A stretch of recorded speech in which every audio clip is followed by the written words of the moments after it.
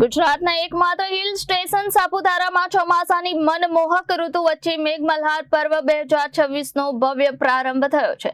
નાયબ મુખ્યમંત્રી હર્ષ સંઘવીની વિશેષ ઉપસ્થિતિમાં મહોત્સવને ખુલ્લો મૂકવામાં આવ્યો। 8 ઓગસ્ટથી 29 ઓગસ્ટ સુધી ચાલનારા આ 22 દિવસીય મહોત્સવમાં પ્રવાસીઓ માટે સાંસ્કૃતિક કાર્યક્રમોથી લઈને એડવેન્ચર એક્ટિવિટી અને આ સ્થાનિક આદિવાસી કળા હસ્તકલાનું વિશેષ આકર્ષણ જોવા મળશે। ગુજરાતના એકમાત્ર હિલ સ્ટેશન સાપુતારામાં ચોમાસાની મનમોહક ઋતુ વચ્ચે મેઘમલ્હાર પર્વ 2026નો ભવ્ય પ્રારંભ થયો છે।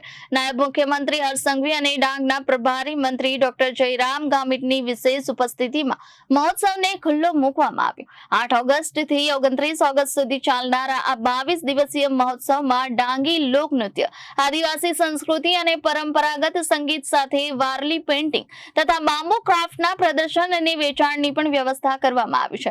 પ્રવાસીઓ બોટિંગ, રોપવે, ટ્રેકિંગ અને ઝીપલાઇન જેવી સાહસિક પ્રવૃત્તિઓનો આનંદ માણી શકશે, જ્યારે ડાંગના પરંપરાગત સ્થાનિક વ્યંજનો ફૂડ સ્ટોલ પણ આકર્ષણનું કેન્દ્ર બનશે। વર્ષ 2025માં 2.61 લાખથી વધુ પ્રવાસીઓએ ફેસ્ટિવલની મુલાકાત લીધી હતી, ત્યારે આ વર્ષે પણ મોટી સંખ્યામાં પ્રવાસીઓ ઉમટવાની આશા છે। મેઘમલ્હાર પર્વથી સ્થાનિક વેપારીઓ, હોટલ, રિસોર્ટ સંચાલકો, કારીગરો અને આદિવાસી પરિવારોને રોજગારી અને આર્થિક પ્રવૃત્તિને વેગ મળવાની શક્યતા છે। સાપુતારામાં હજી વધુ ડેવલપમેન્ટ કઈ રીતે થઈ શકે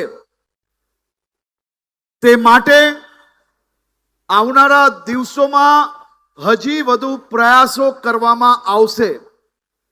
એ ડોન એરિયા હોય, ગીરા ધોધ હોય, વિલ્સન હિલ હોય, સનસેટ પોઈન્ટ હોય, આ બધા જ વિસ્તારોને હજી વધુ વિકસાવવા માટે રાજ્ય સરકાર દ્વારા આ પ્રયાસો ચાલુ છે।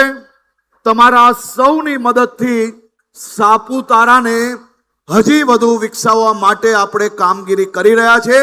આપ સૌ લોકોના સહયોગથી આ કામગીરીને આગળ વધારશો। આજે ડાંગ જિલ્લાના સૌ નગરજનોને અને મારા યુવાન સાથીઓ, ડાંગ જિલ્લાના વિદ્યાર્થીઓ, આપ સૌ માટે ભૂપેન્દ્રભાઈ પટેલની સરકાર દ્વારા મારા આદિવાસી વિસ્તારના ગામડાઓમાંથી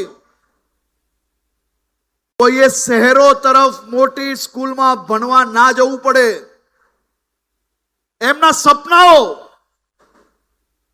એ પોતાના પરિવાર જોડે રહીને સાકાર થઈ શકે, તે માટે આ ડાંગ જિલ્લાના પ્રતિનિધિઓએ રાજ્ય સરકાર જોડે મળીને આપ સૌની વ્યવસ્થાઓમાં વધારો કરવા માટે વઘઈ ખાતે નિર્માણ આદર્શ નિવાસી શાલા કુમાર છાત્રાલયનું આજે લોકાર્પણ કરવામાં આવ્યું છે।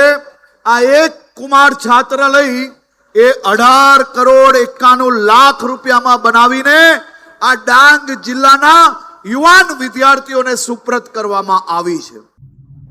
Bureau report, Janadesh news.